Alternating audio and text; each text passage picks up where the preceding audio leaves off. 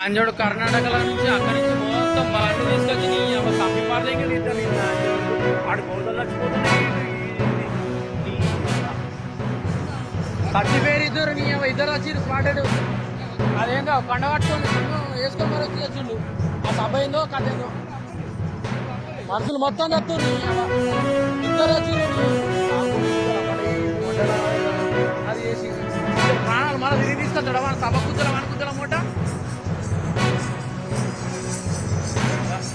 సిలివేడు నీ మనుషులు తత్తురు అంటే రారా ఇట్రా కరెక్టే చెప్తుంది మొత్తం నీ సమీపాద